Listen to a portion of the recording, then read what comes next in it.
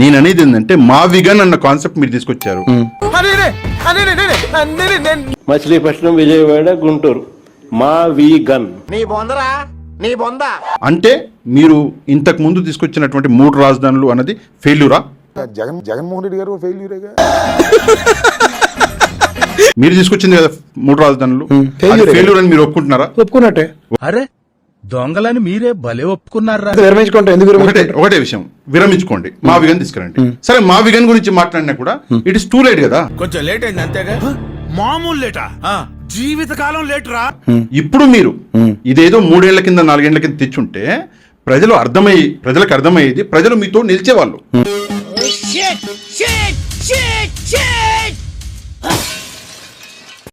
ఎన్నికలకి ముందు మీకు మంచి మైలేజ్ కూడా వచ్చేది.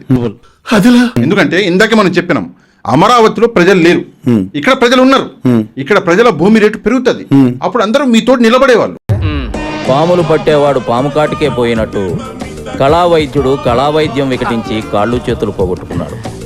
ఇప్పుడు అమరావతిలో ఇన్వెస్ట్మెంట్లు ఎక్కడ జరిగినాయి అంటున్నారు. మీరు ఒకసారి చూసుకుంటే ఇప్పటికీ 8,000 నుంచి 10,000 కోట్ల రూపాయల ఇన్వెస్ట్మెంట్ ఆల్రెడీ జరిగిపోయింది.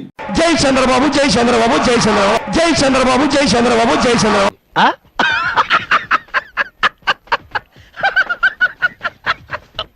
ఎవరివి? అమరావతి మీద అది చెప్పండి. ఒకప్పుడు ప్రెస్ మీట్ పెట్టలేదని బాధపడి వాళ్ళు, ఇప్పుడు ప్రెస్ మీట్ పెడితే ఎక్కడ ట్రోల్ అవుతాడని భయం పడతారు. ఏమిటండి మీరు మాట్లాడేది? ఆవిడ కరెక్ట్ గానే చెప్పిందిరా. చాలా సేపు సస్పెన్స్ తర్వాత నాకు కూడా అర్థమైంది. ఓకే, ప్రెస్ మీట్ పెడితే ట్రోల్ అవుతారు. నిన్న మావిగన్ ట్రోల్స్ చూసారా మీరు? రాచకం ఎంత ఘోరంగా.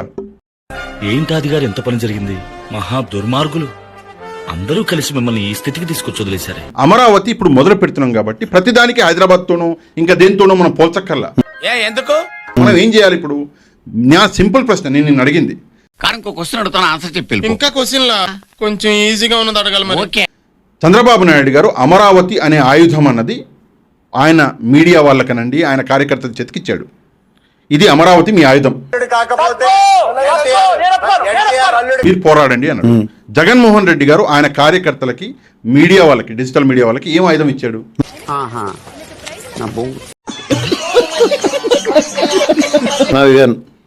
మావిగన్ ఈజ్ టూ లేట్ అండి. అదే చెప్తున్నాను, కొంచెం లేట్ అయింది అంతేగా.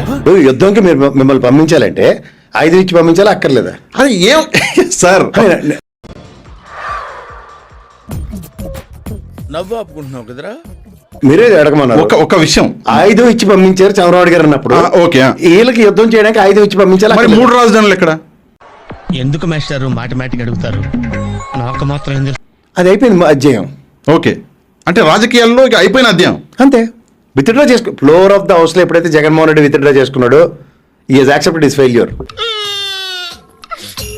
సార్, జగన్మోహన్ రెడ్డి గారు యాక్సెప్టెడ్ హిస్ ఫెయిల్యూర్. ఓకే సరే, ఓకే, నేను మీకు ఒక విషయం చెప్తాను.